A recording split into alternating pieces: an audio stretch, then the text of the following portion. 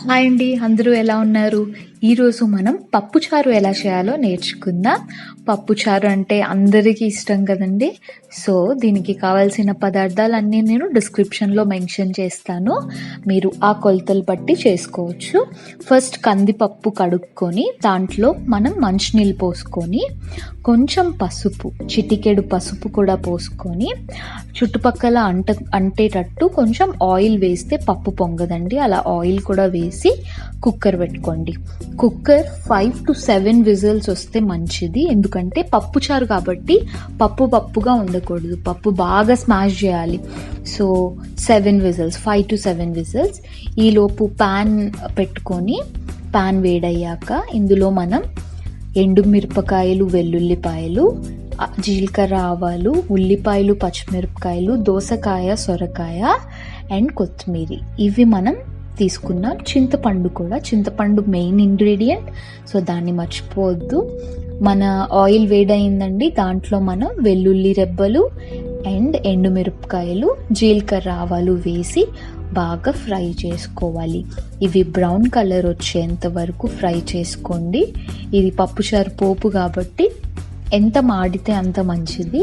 So ఇందులో కొంచెం ఇంగువ వేసుకోండి, ఇంగువ మంచి ఫ్లేవర్ ఇస్తుంది అండ్ ఇంగువ కూడా వేగాలి. ఇప్పుడు దీంట్లో మనం ఉల్లిపాయలు, పచ్చిమిరపకాయలు వేసుకోవాలి. ఆనియన్స్ కూడా ఎక్కువ వేసుకుంటే మంచిదే. సో మీకు ఇష్టానికి తగ్గట్టు మీరు వేసుకోండి. ఉల్లిపాయ, పచ్చిమిరపకాయ కూడా బ్రౌన్ కలర్ వచ్చేంత వరకు ఫ్రై చేసుకోవాలి. ఓకేనా? ఇప్పుడు చూసారు కదా, బ్రౌన్ కలర్ వచ్చింది, బాగా ఫ్రై అయిపోయాయి. ఇందులో మనం దోసకాయ, సొరకాయ ఇలా పెద్దగా కట్ చేసుకున్న ముక్కలు వేసుకోవాలి. మీకు బెండకాయ, వంకాయ కావాలంటే కూడా వేసుకోవచ్చు. ఎవరికి రుచికి నచ్చినట్టు వాళ్ళు వెజిటబుల్స్ వేసుకోండి పప్పుచారులో. ఇది ఒకసారి మళ్ళీ బాగా కలిపి ఉప్పు కూడా వేసుకోవాలి ఇప్పుడే, అప్పుడు ముక్కలకి బాగా ఉప్పు కూడా పడుతుంది.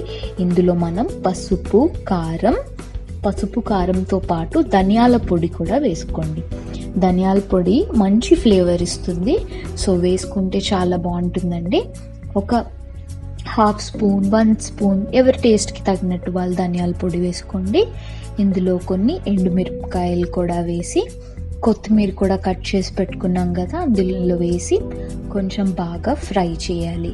ఫ్రై చేసి ఒక 5 minutes మూత పెట్టుకొని దీన్ని కొంచెం మగ్గనిద్దాము. ఓకేనా? ఒక 5 minutes దీన్ని మూత పెట్టుకొని మగ్గనిద్దాం. 5 minutes తర్వాత చూస్తే ఇవి హాఫ్ మగ్గాయండి. సో ఇందులో మనం నానబెట్టి పెట్టుకున్నాం కదా చింతపండు రసం, ఆ చింతపండు రసాన్ని వేసుకోవాలి. చింతపండు రసం ఎక్కువ ఇష్టపడే వాళ్ళు ఎక్కువ వేసుకోవచ్చు. మేము ఇప్పుడు చేస్తున్నది కొంచెం మీడియం లెవెల్ పులుపు అన్నమాట. సో చింతపండు వేసాక మూత పెట్టుకోండి. ఈలోపు మనం కుక్కర్ విజిల్ తీసుకొని పప్పుని బాగా కలుపుకోవాలన్నమాట. వాటరీగా చేసుకొని, మన ముక్కలు కూడా బాగా మరిగిపోయాయండి, చూస్తున్నారు కదా, బాగా వేపర్స్ వస్తున్నాయి. ఇప్పుడు దీంట్లో మనం కలిపి పెట్టుకున్న పప్పు పులుసు కూడా వేసుకోవాలి. ఇప్పుడు వేసుకొని దీన్ని బాగా కలుపుకొని ఒక 10 minutes ఉడకనివ్వాలి మూత పెట్టి. అప్పుడు ఏమవుతుందంటే పప్పుకి, ముక్కలకి, అన్నిటికీ పులుపు అన్నీ కలిసి బాగా మంచి ఫ్లేవర్ వస్తుంది, అన్నీ కూడా ఉడుకుతాయి అన్నమాట. సో 10 minutes తర్వాత సర్వ్ చేసుకోండి. చాలా టేస్టీగా ఉండే సింపుల్ రెసిపీ పప్పుచారు రెడీ. మీకు కనుక ఈ వీడియో నచ్చినట్టయితే ప్లీజ్ లైక్ చేయండి అండ్ సబ్స్క్రైబ్ చేయండి. Thank you so much. Take care.